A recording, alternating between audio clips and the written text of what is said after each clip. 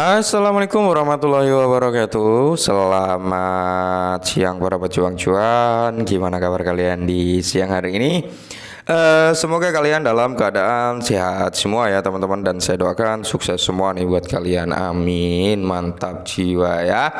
Dan tentunya buat teman-teman semua ya, buat rekan-rekan semua tetap semangat dan selalu kurangi sambat teman-teman ya. Ingat, secangkir kopi harus selalu ada buat menemani kesempatan di siang hari ini teman-teman untuk melihat rekondisi daripada keadaan cryptocurrency yang dimana kalau kita lihat bersama-sama teman-teman ya.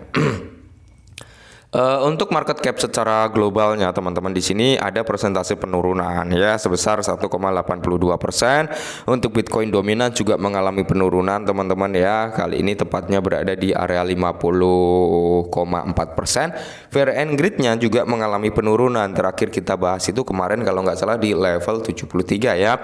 Saat ini berada di level 70 pas teman-teman ya, di level 70 pas yang dimana ini berarti ada penurunan sebesar 3 poin teman-teman ya. Nah, di sini ada sedikit informasi yang cukup krusial juga nih bagi komunitas Luna Classic teman-teman, karena di sini kita akan membahas perihal Luna Classic. Tapi sebelum kita menuju ke pembahasannya, kita lihat dulu teman-teman untuk kinerja daripada altcoin ya yang bisa dikatakan mengalami penurunan cukup besar nih. Untuk Bitcoin sebesar 2,56% teman-teman penurunannya ya.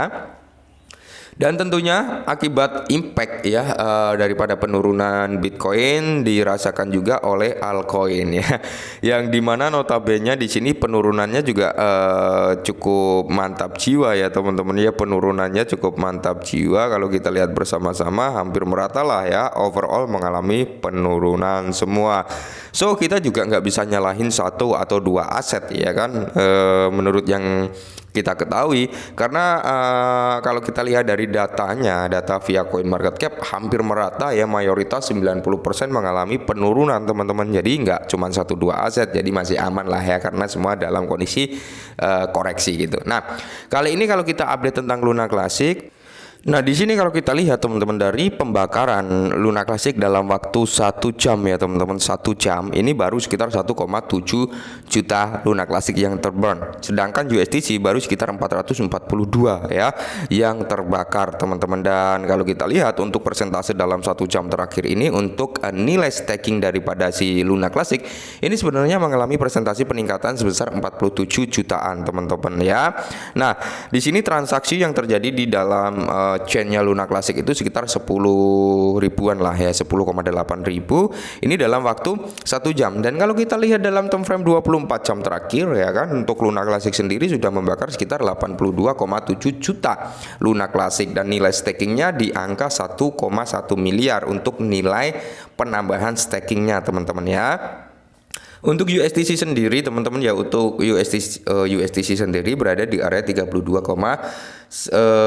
ribuan lah ya untuk pembakarannya. Total transaksinya memang stay seperti biasa di range 200-an teman-teman ya, tepatnya di area 284. Nah, kalau kita lihat dalam 7 hari terakhir di sini sekitar 647 juta Luna Classic yang terbakar. Untuk USDC-nya itu sekitar 240 ribuan ya. Untuk total transaksinya dalam 7 hari terakhir yaitu berada di area 2 jutaan transaksi teman-teman. Ini valid sesuai data yang ada gitu teman-teman. Jadi ini real, no hoax ya, pembakaran yang terjadi di Luna Classic.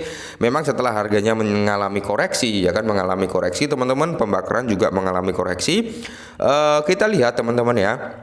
Di sini sebenarnya hampir ada penolakan tentang pembakaran dengan jumlah yang cukup besar teman-teman yang dilakukan oleh komunitas ya. Ketika hal ini terjadi ditolak gitu, semisal ditolak teman-teman ya, tidak menutup kemungkinan mungkin harganya akan kembali turun ya. Tapi kalau ini sampai penolakan tersebut gagal teman-teman dan benar-benar dibakar ini semua ya, tidak menutup kemungkinan akan ada yang namanya rally kembali atau recover harganya teman-teman. Kita lihat ya. Nah, jadi di sini teman-teman, komunitas Terra Luna Classic menolak proposal pembakaran besar-besaran. Kenapa gitu ya? Kenapa ditolak pembakaran besar-besaran loh? Emang tujuan daripada komunitas Luna Classic kan untuk pengurangan supply. Agar apa? Agar harganya bisa mengikuti kelangkaan supply, membuat lambat laut ya waktu itu akan membawa persentase nilai positif terhadap harganya. Kenapa ini ditolak? Kan seperti itu. Nah, komunitas Terra Luna Classic hampir menolak. Ini hampir teman-teman, berarti belum ada penolakan secara resmi 100%, hampir ya kan, berarti belum terjadi penolakan. Nah, proposal pembakaran sekitar 800 juta USDC. Ingat, 800 juta USDC ini bukan nilai yang sedikit teman-teman ya. 800 juta USDC ini bisa membawa persentase dampak yang cukup positif terhadap kinerja harga USDC dan tentunya akan berimpact terhadap Luna Classic juga. Nah, dengan harga LUNS dan USDC berada di bawah tekanan jual. Oke ya.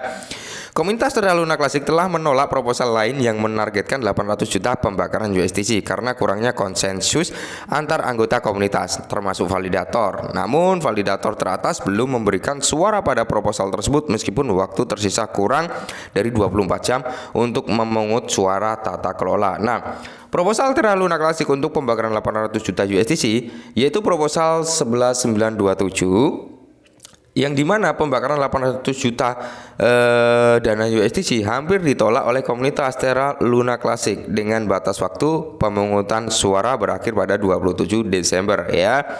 Proposal tersebut bertujuan untuk membakar 800 juta USDC yang masih ada di dompet Multisync Harbor melalui kontrak secara hukum routes yang dibebaskan secara hukum. Nah, ketika komunitas Terra Luna Classic diberitahu bahwa Risk Harbor kehilangan kunci dan setuju untuk memasukkan dompet tersebut ke dalam daftar hitam, pembakaran 800 juta sangat penting bagi komunitas. Oleh karena itu, komunitas berencana untuk melakukan pembakaran karena pemulihan dana melalui pemilik dompet tidak dapat dilakukan dan daftar hitam tidak ada gunanya lagi. Yes ya.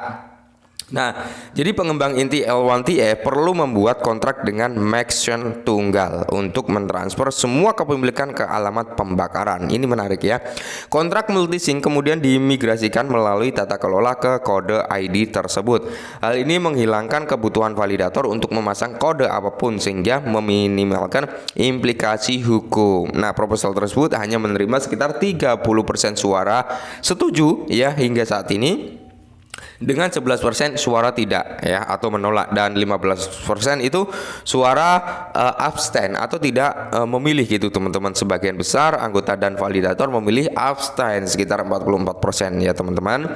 Validator teratas seperti Alnorch, Orion, Interstate One dan Stekel belum memberikan suara. Nah, dari 40 validator ini teman-teman yang berpartisipasi ya hanya 22 validator memilih setuju ya dengan proposal ini dan 14 validator memilih abstain atau tidak memilih sama sekali, tidak setuju dan tidak menolak juga teman-teman ya.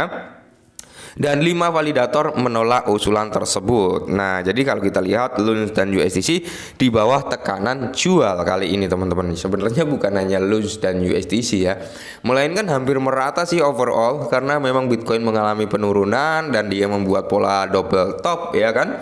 Ya, tidak menutup kemungkinan akan terjadi yang namanya retracement kembali. Selama harga daripada Bitcoin ini nggak turun di bawah level 35 ribuan teman-teman, di sini masih ada potensi untuk kembalinya harga Bitcoin mengalami pembalikan harga lagi yang cukup tinggi. Mungkin bisa nyampe di level 50 ribuan ya, amin. Nah, jadi di sini teman-teman kalau kita lihat ya kan, menurut kalian bagaimana? Apakah kalian setuju dengan proposal pembakaran Luna Classic ini atau menolak teman-teman ya?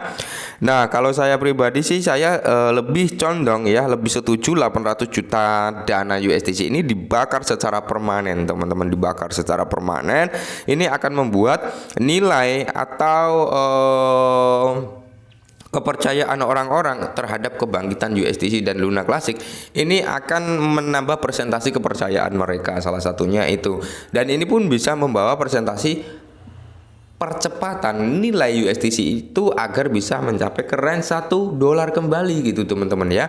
Setelah USDC ini bisa dipatok ke $1, kan nilai positifnya ada untuk Luna Classic, yaitu sistem repack yang akan dilakukan. Karena repacking juga harus menunggu nilai USDC ini mencapai ke titik $1 teman-teman ya. Kalau masih di bawah $1 ya kan, ya repacking nggak akan berjalan sesuai rencana gitu teman-teman ya. Oke, mungkin ini sedikit informasi, semoga membantu dan salam cuan.